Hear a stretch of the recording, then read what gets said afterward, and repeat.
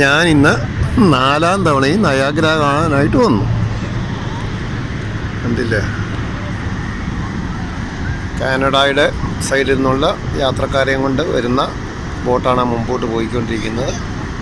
മഴ നനയാനും വെള്ളം മേത്ത് വീഴാതിരിക്കാനുമായിട്ട് ചുവന്ന നിറത്തിലുള്ള പ്ലാസ്റ്റിക്കിൻ്റെ റെയിൻകോട്ട് എല്ലാവർക്കും കൊടുത്തിട്ടുണ്ട്. അല്ലെങ്കിൽ അവിടെ എത്തുമ്പോഴത്തേക്ക് മുഴുവൻ നനഞ്ഞു കുളമാവും. ഇപ്പം തന്നെ ഞാൻ ഈ നിൽക്കുന്നതിൻ്റെ ഏകദേശം ഒരു 300 മീറ്റർ അകലത്തിലാണെങ്കിൽ പോലും ആ വെള്ളത്തിൻ്റെ ഇങ്ങോട്ടുള്ള കാറ്റിൽ വെള്ളം ഫോണേലും മേത്തുമൊക്കെ വീഴുന്നുണ്ട്. നോക്കുക ഫാൾസ്, ആ ഫാൾസിൻ്റെ അതിൽ കൂടുതൽ സൂം ചെയ്ത് കിട്ടുകയില്ല.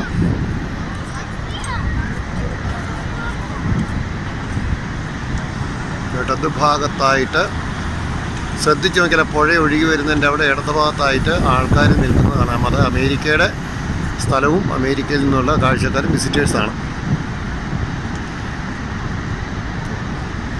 ഇടുക്കി ആർച്ച് ഡാം പോലെ വളഞ്ഞാണ് ഈ ഫാൾസ് വീഴുന്നത്. നടുഭാഗത്ത് വരുമ്പോൾ ഒന്നും കാണത്തില്ല, വെറും പുക പോലെ മാത്രം, മുഴുവൻ വെള്ളത്തുള്ളികളാണ്.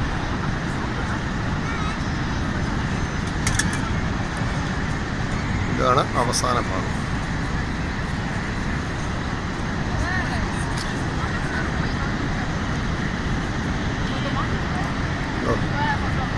യാത്രക്കാരെയും കൊണ്ടുള്ള ബോട്ട് ആ ഫാൾസിൻ്റെ സെൻറ്ററിലെത്തി. ഇപ്പം അതിൽ നിൽക്കുന്ന ആൾക്കാർ മുഴുവൻ നനഞ്ഞ് കുളിച്ച് കുളമായിട്ടുണ്ടാവും.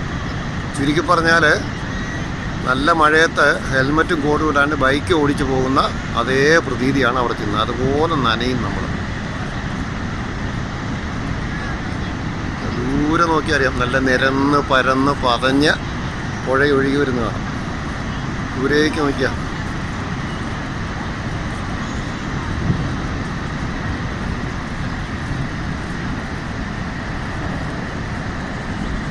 ദൂരേന്ന് പുഴ ഒഴുകി വരുന്നത് കാണാം.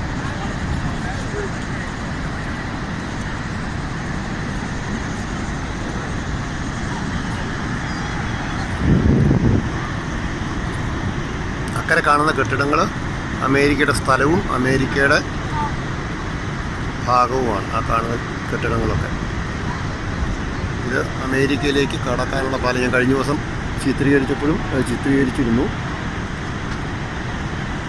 അടിവശം കൊണ്ട് ആർച്ച് ആയിട്ടും മുകളിൽ കൂടെ നിരപ്പിലും.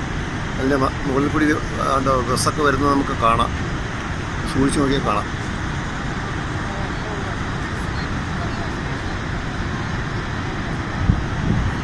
ഓക്കേ.